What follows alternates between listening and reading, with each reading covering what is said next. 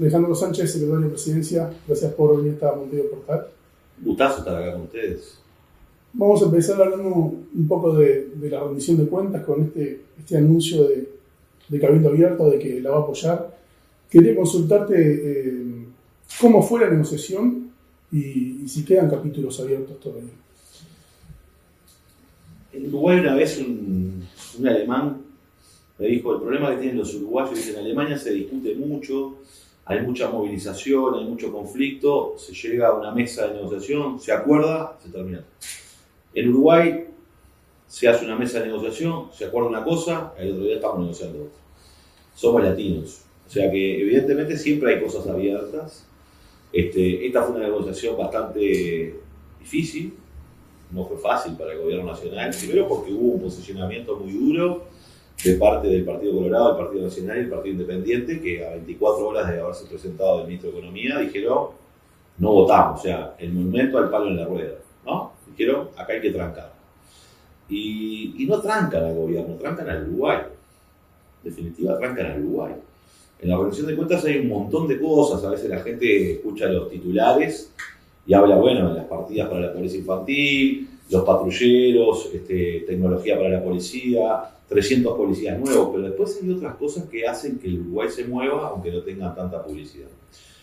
No tener rendición de cuentas es un problema. Entonces había que tratar de construir que ganara el Uruguay del diálogo, que ganara el Uruguay de la negociación, que ganara el Uruguay donde los que pensamos diferente nos podemos poner de acuerdo para que las cosas avancen. Y eso es lo que terminó pautando en este acuerdo que terminamos construyendo con Cabildo Abierto, en donde hay una serie de puntos que hemos acordado en temas estratégicos, ¿no? Uno tiene que ver con el endeudamiento de las familias, con el sistema financiero y buscar que haya una solución legal a ese problema. Tenemos 180 días para trabajar en eso. Y hay algunas otras demandas más generales de Cabildo Abierto y después hay algunas cosas que mejoraron la rendición de cuentas, ¿no? Tiene que ver con temas que van asociados a poner más talleres de formación y de oficios en las cárceles, y estamos creando el INR y por tanto eso le hemos puesto recursos a eso. Tiene que ver con mejorar algunas otras partidas, tiene que ver con que en el caso de las partidas sociales para la primera infancia haya mayores controles. Bueno, es parte del acuerdo que hemos logrado construir para darle un voto en general a la rendición de cuentas, que se pueda avanzar en el articulado, y luego en el articulado, por supuesto, habrán distintas posiciones y es parte de la vida. Fíjate que quienes estuvieron en contra de la rendición de cuentas votaron casi el 50% del articulado. Que es una linda pregunta para hacerse, ¿no? Si estás de acuerdo con más del 50% de una ley, ¿por qué no permitís que se avance? Esa es la posición incongruente de blancos y colorados, que dicen, estoy de acuerdo con todas estas cosas de la rendición de cuentas, pero no te voy a dejar avanzar. Parece bastante incongruente esa posición. En este caso yo creo que encontramos con Cabildo Abierto, un partido que tenemos muchas diferencias, pero que en los temas nacionales, en los temas de interés, demostramos que hay capacidad para dialogar los que pensamos distintos. Y yo creo que ese es el Uruguay que ganó. El que la política es la tarea de servir a los uruguayos más allá de los intereses sectoriales y partidarios, y por tanto podemos anteponer los intereses de los ciudadanos uruguayos frente a nuestras opiniones o objetivos partidarios. Y eso es lo que estamos haciendo. ¿Lo ves a Cabildo más cerca del Frente Amplio que de blancos y colorados? No, yo no lo veo ni cerca ni lejos a Cabildo. Hay temas en los cuales yo coincido con la visión que tiene Cabildo Abierto, que es una visión nacional, de defensa de la industria nacional, de defensa de algunas cuestiones que son patrimonio de los uruguayos y otros temas en los cuales estamos alejados. Pero ¿qué es la democracia? La democracia es la gestión de las diferencias, no es la gestión de las unanimidades. Pactar, que acá muchas veces está visto como una mala palabra, es la base de la democracia. Si no hay pactos, los que pensamos diferentes no podemos convivir. Entonces, ¿qué son los pactos? Bueno, tenemos todas estas diferencias, pero tenemos estos acuerdos. ¿Decidimos avanzar por los acuerdos o decidimos potenciar las diferencias? Hay quienes en Uruguay están pensando que es buen camino, quizás sea buen camino para ellos, pero no es buen camino para los uruguayos, pactar sobre las diferencias y donde todo el escenario sea la discusión de las diferencias. Yo prefiero trabajar en los acuerdos porque hay grandes temas nacionales que no le preguntan a la gente a quién votó. Los afectan naturalmente. Entonces, La seguridad, ni que hablar, es un problema del Uruguay. No lo ha resuelto el gobierno de la coalición republicana en los últimos 5 años. No lo resolvió el Frente Amplio en 15 años de gobierno. Y nosotros estamos teniendo dificultades. Ahora, lo que sí está claro es que los ciudadanos entienden, hay que poner más policía para tener más patrullaje, hay que poner más tecnología, hay que poner más cámaras, hay que poner más vigilancia. Bueno, es lo que está puesto en la rendición de cuentas. La negociación fue directamente con Manín y Ríos, o fue con Parrón y con Manín, ¿cómo fue un poco la estrategia? No. La negociación fue con Manín y Ríos, por supuesto, que es el presidente de Cabildo Abierto, pero también estaban involucrados los 2 legisladores, tanto Silvana Pérez Bonavita como Perrone, ¿no? Y ahí hubo una conversación muy franca en donde participaron muchos legisladores. A mí me tocó participar, obviamente, en la etapa de poder construir el acuerdo, y tuve mucho respaldo de la bancada y del presidente de la República. El presidente de la República, que recibió a Manín y Ríos una serie de propuestas, el primer mensaje que dio es: acá hay propuestas que son razonables, hay propuestas que no acordamos, pero tenemos que buscar la forma de que le demos una respuesta razonable a Cabildo Abierto. Y eso es lo que hicimos y es lo que se termina concretando para que el Uruguay tenga una reducción de cuentas. Quería seguir ahora en línea con lo presupuestal. El ministro Done dijo esta semana que el manejo de la economía no es austero, sino prudente. Me imagino que a vos, desde la Secretaría de Presidencia, te debe llegar planteos de diversas áreas del Frente Amplio, otra cantidad de planteos. ¿Vos cómo definirías el manejo de la economía? Responsable. Vivimos un mundo muy complicado, muy complicado. Basta abrir la ventana para ver lo que pasa en el mundo. Y ahí encuentra uno que un pequeño país como el Uruguay, que tiene grandes recursos porque lo han construido nuestros abuelos, el Uruguay vive de un conjunto de valores, principios y activos que son hijos de nuestra historia. Y eso nos da una carta de presentación en el mundo, pero el mundo está complicado. El mundo tiene muchas dificultades. Entonces, hay que ser muy responsable. Uno puede ser irresponsablemente proponer el oro y el moro, diría mi abuelo. Pero después mi abuela tiene una frase, mi abuela era muy cristiana, entonces decía, el pan para hoy, también para mañana. No se puede pensar en el corto plazo. Entonces, obviamente que hay que manejar las tensiones. Las del corto plazo, que son las necesidades que están, pero las de largo plazo, que son las que consolidan verdaderos cambios estructurales. Entonces, nosotros estamos teniendo un manejo responsable en un mundo muy complicado, en un mundo que nos tocó, el mundo que nos tocó un mundo en guerra, nos tocó un mundo donde las energías no son baratas, nos tocó un mundo de guerra geopolítica, donde el comercio es un arma de parte de la disputa geopolítica de las potencias. Y en ese mundo tenemos que manejarnos con mucha responsabilidad, defendiendo que los principios que hacen al Uruguay, que es la convivencia, y es la necesidad de pensar en los más humildes, en los más desprotegidos. Eso es lo que tiene que hacer una política. Eso no quiere decir que los problemas de la clase media no sean problemas reales del Uruguay. El problema es que entre un botija que vive en un piso de barro y en un rancho de lata que se le llueve, esa es la prioridad. No quiere decir que el problema que tiene una persona de clase media que tiene las veredas rotas no sea un problema. Es un problema, pero esto es como en tu casa.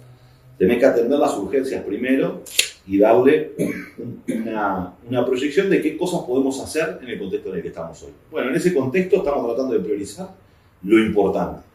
Las infancias, las trayectorias educativas, porque este gobierno viene con una agenda muy cargada y muy fuerte para proteger trayectorias educativas, extensión del tiempo pedagógico, bono escolar a 250.000 gurises, becas para 70.000 gurises para que puedan continuar su proceso educativo. Es decir, estamos preocupados porque hay un diagnóstico claro en el Uruguay. Si los gurises no terminan su trayectoria educativa, no van a poder conseguir insertarse en el mundo del trabajo del futuro.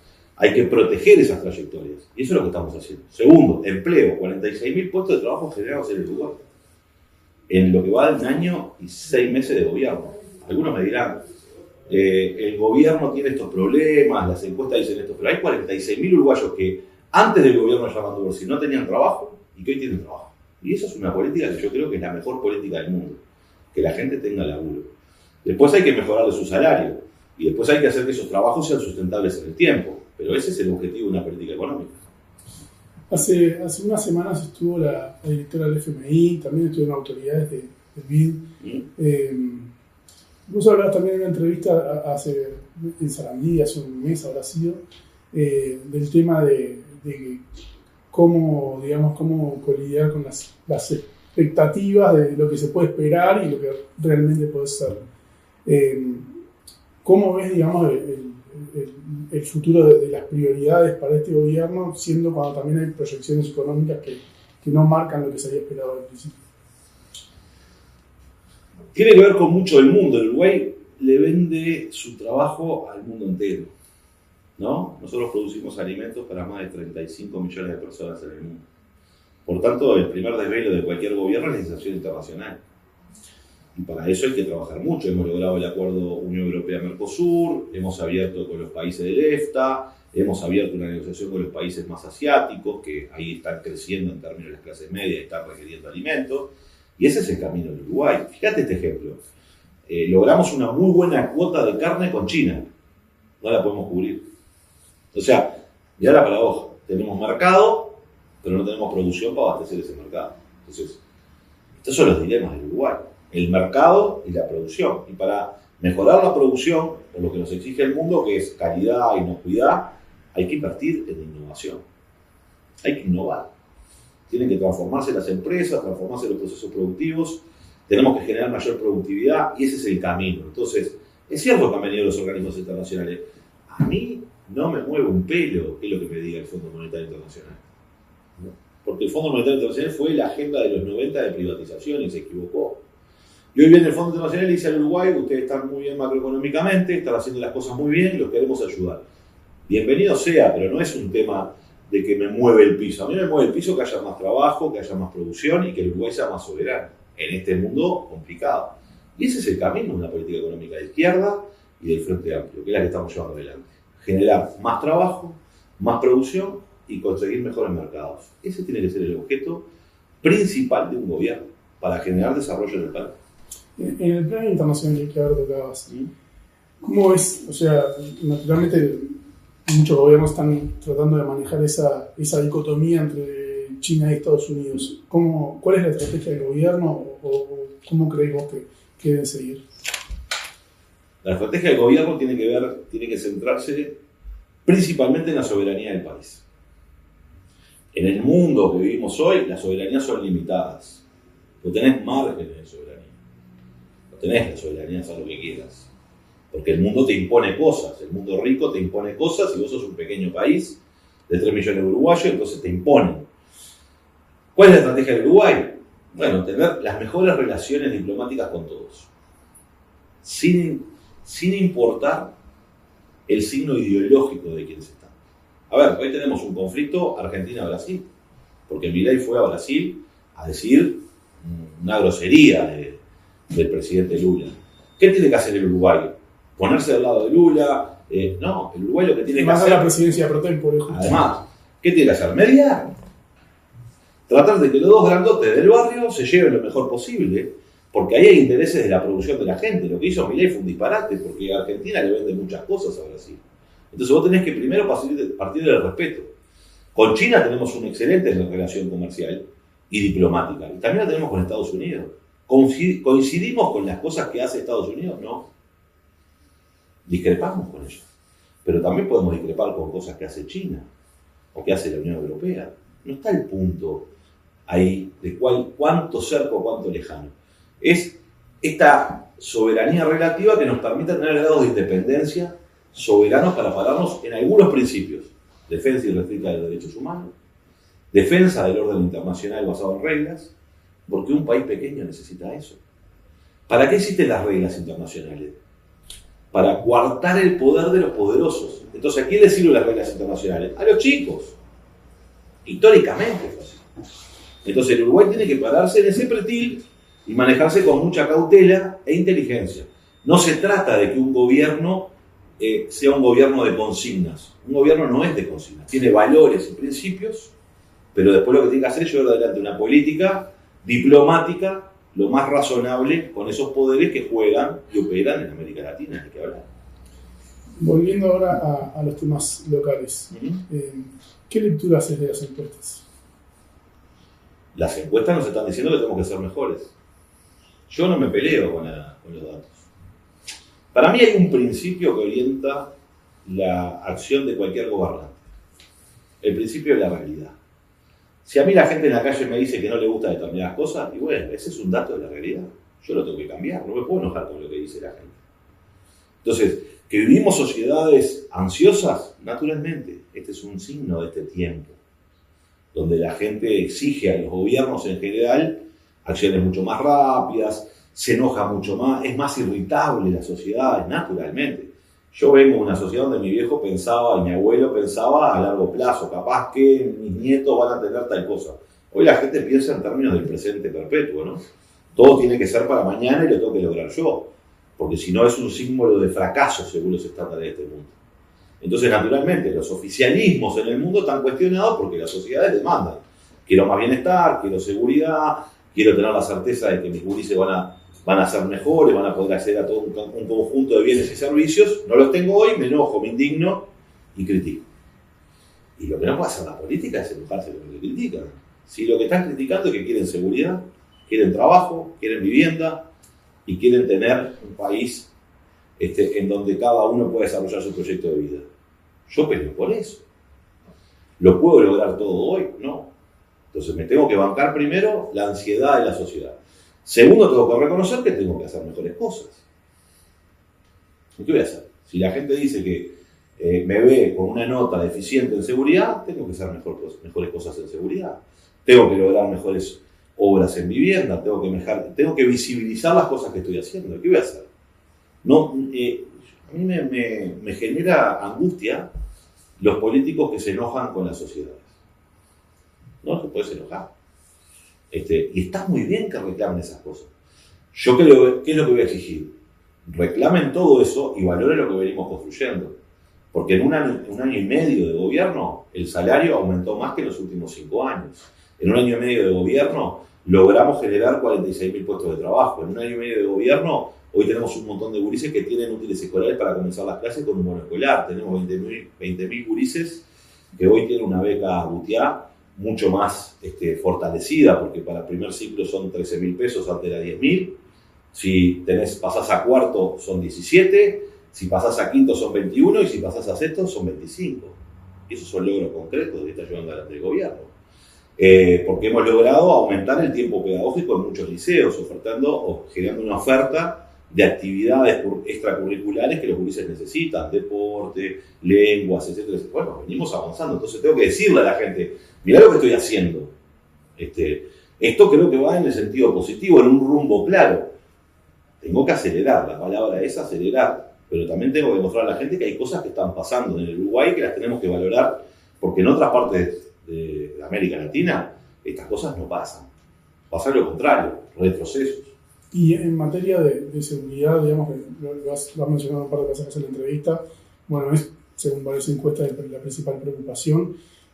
¿Cuáles de las herramientas que hoy en día tiene sobre la mesa el gobierno o ha planteado entendés que van a ser las que permitan mostrar mayores progresos a la ciudadanía? Yo lo que creo es que no hay una herramienta mágica. Hay políticos que venden ideas mágicas. Todos sabemos que las ideas mágicas terminan en grandes fracasos. Hay políticos que salieron hace un año del gobierno y hoy ofrecen a la ciudadanía cómo mejorar la seguridad, lo que no pudieron hacer en 5 años. Entonces no hay herramientas mágicas. Tiene que haber una caja de herramientas. INR, presos. Necesitamos que los presos trabajen, que los presos se reeduquen y se reinserten en la sociedad y no que sea la cárcel del delito. 2, tecnología. Necesitamos incorporar mucha más tecnología, más cámaras, más pórticos, para poder anticiparnos a los hechos. Lo que no nos puede pasar a nosotros es que nos hayan raptado un hombre y no nos damos cuenta. A ver, precisamos tecnología para ver eso.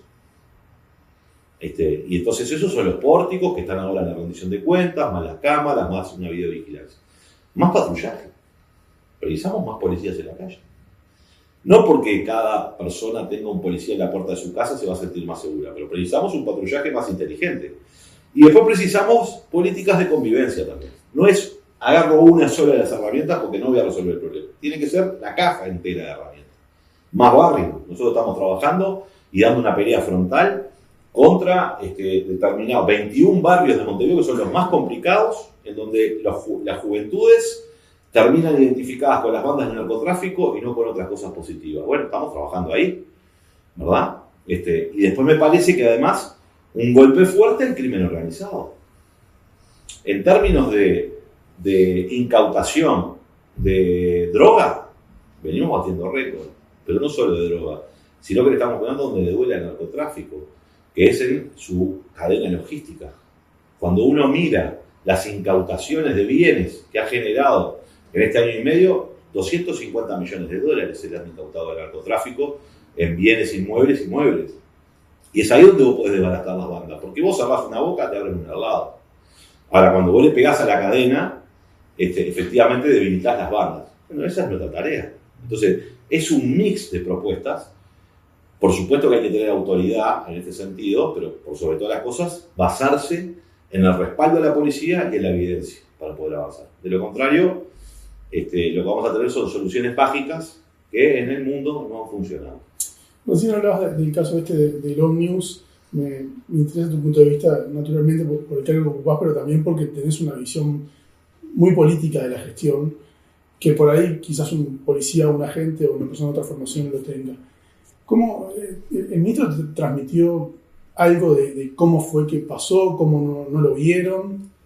Bueno, ¿qué reflexión te merece el episodio?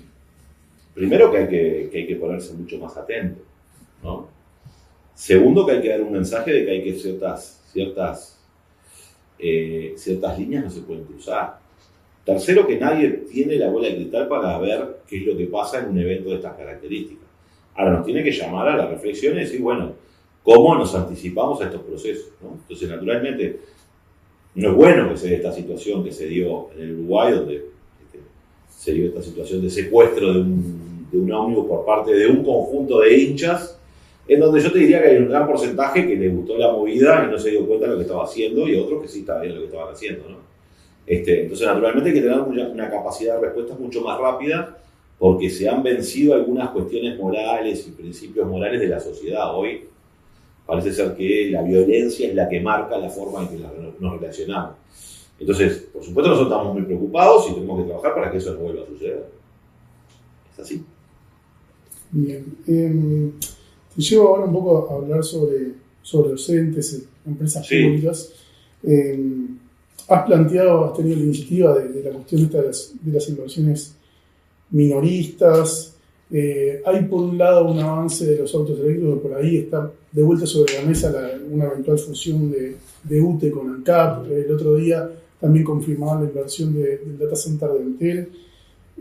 ¿Hacia dónde, no macro, ¿no? ¿Hacia dónde deben apuntar, según tu visión, las empresas públicas? Las empresas públicas son las principales empresas de Uruguay. Esta es una economía pequeña. Cuando uno mira las empresas públicas más con Aprole, más alguna otra, son las grandes empresas del país. Son las que efectivamente pueden mover la aguja en términos de las decisiones que tomen en la economía del país. Yo creo que nosotros tenemos que defender las empresas públicas porque tiene que ver con el legado de nuestros abuelos, que crearon activos muy importantes. Nosotros podemos ir a cualquier parte del mundo a decir que el 99,7% de la energía eléctrica en el Uruguay, los uruguayos tienen energía eléctrica. O sea, eso no pasa en todo el mundo, ¿eh? En el mundo rico no pasa que vos le des energía a cualquier familia rural. Nosotros estamos en el 99,7%. Esto es un hecho histórico. No lo tendríamos si no tuviéramos Antel, o UTE. No tendríamos la velocidad de conexión si no tuviéramos Antel.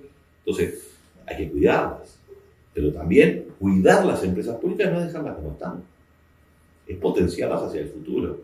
Y yo creo que hay un enorme potencial para una economía como el Uruguay, que es utilizar el ahorro de los uruguayos. Volver a construir una cultura donde el ahorro sea la palanca para el desarrollo nacional soberano del país. Entonces, cuando uno mira los datos, se encuentra con que casi la mitad del PBI uruguayo está hoy metido en el sistema financiero, no rentándole nada a las personas. Entonces, tenemos que generar instrumentos que canalicen ese ahorro, y no estoy hablando del ahorro de los residentes uruguayos en el exterior, que son 90.000 millones de dólares. Estoy hablando de los 40.000 millones de dólares que están hoy en el sistema financiero, depósitos de todos nosotros, que no te pagan nada porque 2/3 partes de eso está a la vista, o sea, no te pagan interés. Estás perdiendo plata porque la inflación te hace que el valor de tu dinero sea menos. Entonces, tenemos que crear instrumentos para que la gente pueda invertir, para darle recursos a las empresas públicas y que pueda hacer inversiones para competir en un mundo que se viene. Antes va a ser un data center de inteligencia artificial muy bueno, necesario, va a invertir $70 millones. Google invirtió $800 millones en el data center que tiene acá. O sea, comparame las dimensiones. ¿Por qué? Porque Antel tiene que una parte de su ganancia la vuelta a rentas generales para hacer hospitales, para hacer escuelas. Entonces, tenemos que ver un mecanismo para que ese ahorro de los uruguayos, $40.000 millones, se puedan canalizar en las empresas públicas para que sean más innovadoras, para que se desarrollen hacia el futuro, para que además la gente poniendo plata ahí con confianza no invierta en los negocios ruinosos como Conexión Ganadera. Esa es la verdad. ¿Por qué la gente marchó en Conexión Ganadera? Porque le está buscando dónde invertir su dinero. Los pequeños ahorristas. Entonces, tenemos que generar esos instrumentos. El Uruguay ya los creó.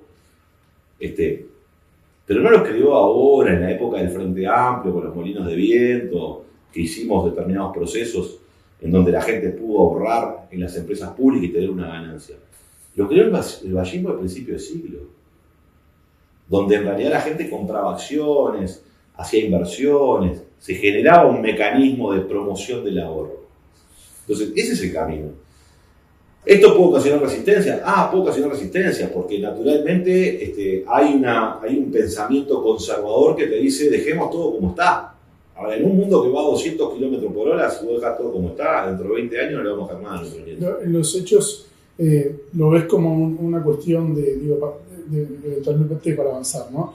De que sea por ahí una directriz a los directorios o algún cambio normativo en el tipo de participación de la accionaria. No. Las empresas públicas no tienen acciones.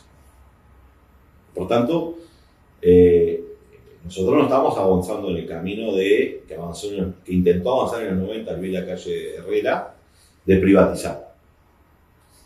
Lo que decimos es, para determinados proyectos de inversión, que haya un cofinanciamiento por una parte de la empresa pública y de otra parte de pequeños ahorristas uruguayos. ¿Verdad? Y que se canalice ese ahorro en actividades productivas que va a potenciar el trabajo de las empresas. Y a su vez me parece que hay que tener una visión más amplia todavía, no solo con las empresas públicas, con empresas privadas, que es cómo hacemos que nuestras empresas sean regionales. Porque, a ver, nosotros somos un mercado de 3 millones de uruguayos. Nosotros deberíamos tener apuntando cómo nuestras empresas, las públicas y las privadas, conquistan el mercado de Río Grande do Sul, porque amplían su mercado y sus oportunidades. Y esa es una estrategia de desarrollo del país. Yo quiero empresarios uruguayos que tengan empresas operando en Argentina, en Brasil, en Paraguay, en Perú, que lo hagan. Y eso tendría que ser algo que acompañe el Uruguay. Y que nuestras empresas públicas también hagan inversiones. ¿Y por qué Antel no puede brindar telecomunicaciones en Brasil? Si es muy buena en Uruguay, si tiene un prestigio internacional terrible, ¿por qué no podemos ganar el mercado brasileño? Que seguramente le va a dar mayores ganancias a Antel, que posteriormente la va a repartir a rentas generales en beneficio de los uruguayos. Bueno, es lo que tenemos que tener, una visión un poco más amplia en términos de cómo crecen las empresas públicas, defendiéndolas, pero las quiero hacer más grandes, las quiero hacer más potentes, las quiero hacer más innovadoras, tienen que ser naturalmente más innovadoras. Precisamos una empresa de biotecnología, precisamos una empresa de biotecnología. Dentro de 20 años capaz que tenemos un solvente energético, y capaz que sí. Pero tenemos que animarnos a abrir esas discusiones y no decir, nuestra tarea es dejar que las empresas sean tal cual fueron fundadas a principios del siglo pasado. Porque se agotan las herramientas. Quería avanzar ahora sobre el final, en el tema de un poco más sobre inversiones. ¿Cuáles dirías que son las 3 principales inversiones que están sobre la mesa en este gobierno, tanto a nivel público como también del sector privado? Bueno, a ver, hay que diferenciar algunas. Yo creo que la principal inversión que hay que buscar es el riego. Tiene que ser un objetivo porque eso nos permitiría. Hay estudios que dicen que si nosotros logramos hacer en el sector de granos lo que hicimos en el arroz, el PBI uruguayo crecería 3 puntos. Es decir, si le ponemos unas rueditas a las represas y a los sistemas de riego que tenemos en el sector arrocero y lo llevamos al litoral, crecería 3 puntos el PBI del Uruguay. Y eso implica duplicar la producción, por ejemplo, en una hectárea de riego de maíz duplicaría su producción. Eso es el doble de flete, el doble de servicios agrícolas, el doble de todo. Por tanto, ahí en riego tiene que haber un camino muy fuerte y estamos trabajando fuertemente en eso. Segundo, yo creo que el Uruguay está preparado para la captación de mayores inversiones de data center.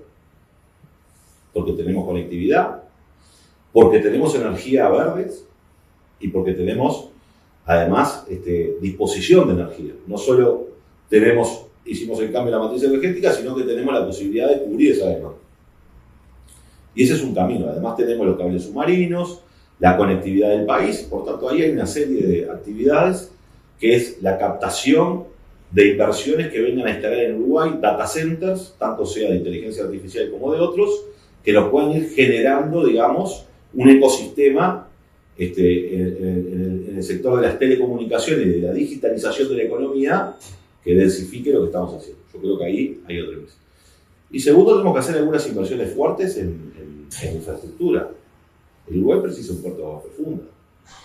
El Uruguay precisa mejorar sus carreteras. Hay la propuesta del ferrocarril. O sea, ahí hay cosas que después dinamizan otras áreas. Pero diría, esas tres son esenciales para el desarrollo del país. El puerto fue una idea de Mujica, por lo menos, lo trató de impulsar el gobierno. ¿Dónde lo ves? Bueno, ¿dónde lo imaginas? En la costa de Rocha. No sí, hay... la ubicación sería esa. Puerto de agua profunda en la costa de Rocha. O sea, ¿por qué? Porque es en la costa de Rocha donde tenemos la costa oceánica y donde tenemos profundidades mayores a 20 metros. El puerto de Montevideo está dando una lucha sistemática para llegar a los 14 metros. Hoy los barcos que son los Maxi y Panamá tienen un calado mucho mayor y por tanto tienen que ir a profundidades más grandes. Y eso es en la costa de Rocha. Hay que elegir un lugar, hay que elegir una... ¿Hay algún trabajo exploratorio de esto o es algo que... No, pero ahí hubo o sea, nosotros tenemos que armar un sistema de puertos. El puerto de Nueva Palmira es importante, hay proyectos en el puerto de Colonia, cómo vamos vinculando las barcazas que bajan. Claro. Hay varias cosas para hacer. Yo no te lo digo, pero digo, puertos a profunda el Uruguay necesita hacia el futuro que consolide carga. Seguramente tenemos que tener una visión los uruguayos un poco más latinoamericana y definir que queremos dar un espacio de nuestra salida del mar a los hermanos paraguayos, por ejemplo, ¿no?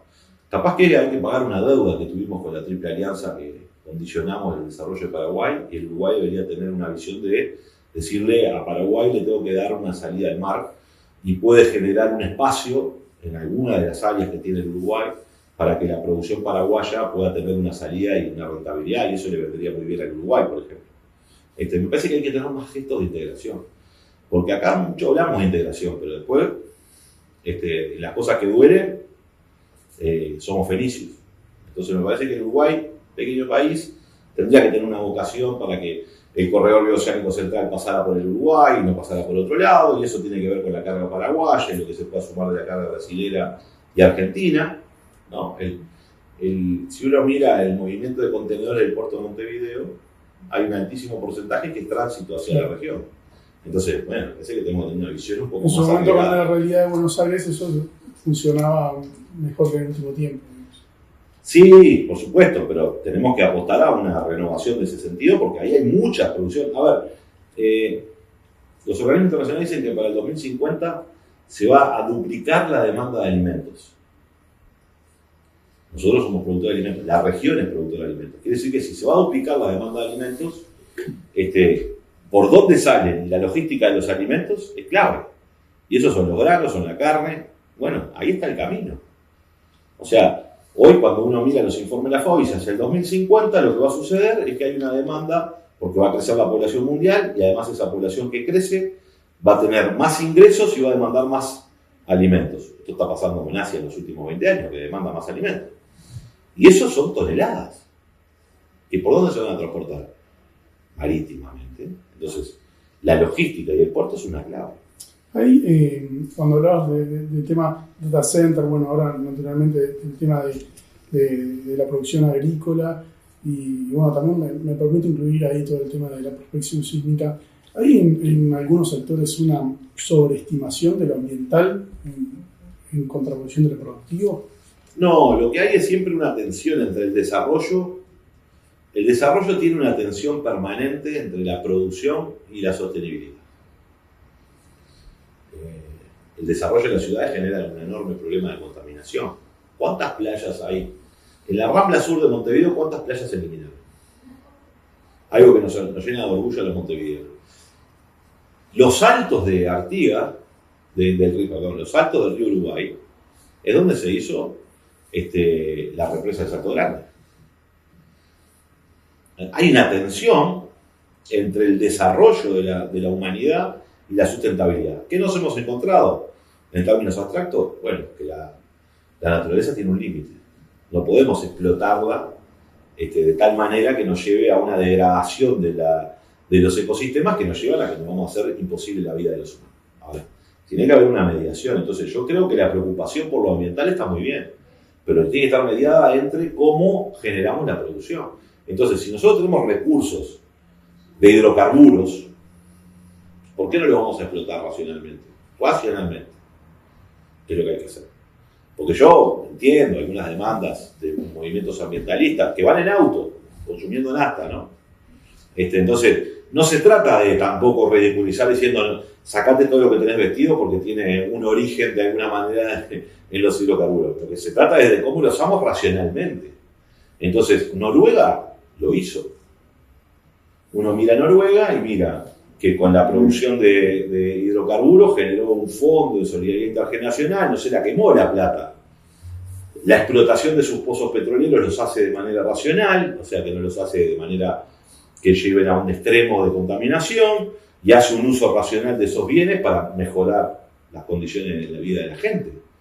Y además con solidaridad intergeneracional. Bueno, yo creo que ahí hay un camino. Ese es un camino. Los países africanos tienen otra condición y explotan petróleo de otra manera y la población vive muy mal. Entonces, bueno, yo creo que el Uruguay tiene grandes estándares de protección ambiental y está muy bien. Tenemos que ser racionales en el uso de los distintos recursos, porque toda actividad humana genera impactos en los ecosistemas. De hecho, el ser humano ha sido... el desarrollo del ser humano ha ido en contra de muchos ecosistemas, ¿no? Entonces, de alguna manera tenemos que darle sustentabilidad a lo que hacemos. Si el Uruguay tuviera mañana la posibilidad de la explotación de recursos de hidrocarburos, ¿debería abandonar su política de transformación energética? No, la debería potenciar más. Probablemente podríamos subsidiar mucho más el desarrollo de la movilidad eléctrica. Podríamos subsidiar mucho más el desarrollo de las energías limpias, ¿no? Porque nosotros decimos, bueno, tenemos el 90% de energías limpias, verdes en Uruguay, de energía eléctrica. Cuando uno mira la canasta energética total del país, el 50% sigue siendo de hidrocarburos. Entonces, si tenemos el recurso, seguramente nos salga más barato, podremos apuntar al desarrollo, podemos generar un fondo de solidaridad intergeneracional, podríamos atender de mejor manera la pobreza infantil, podríamos invertir mucho más en ciencia y tecnología, es decir, podríamos resolver algunos problemas que son los problemas del subdesarrollo del país. Entonces, si lo usamos racionalmente, ¿no? Para que una parte importante de las ganancias, porque mi visión es una visión que es de justicia ambiental. La justicia ambiental implica que los costos ambientales tienen que ser socializados y también las ganancias, porque lo que pasa en el mundo es que se socializan las pérdidas ambientales pero no las ganancias, ¿no? Entonces, yo creo en un concepto de justicia ambiental, que no es la protección ambiental para decir todos vamos a andar como los indios con taparrabos, entonces no, es justicia ambiental. Si hay costos ambientales que sean socialmente sustentables y repartidos en la sociedad, pero también las ganancias de esa producción. La última cortita sobre data center. ¿Hay posibilidad de que alguna otra empresa venga a instalarse o que esté haciendo alguna consulta? Es el objetivo. Es el objetivo. Y seguramente tengamos buenas noticias en el futuro. Bien, gracias.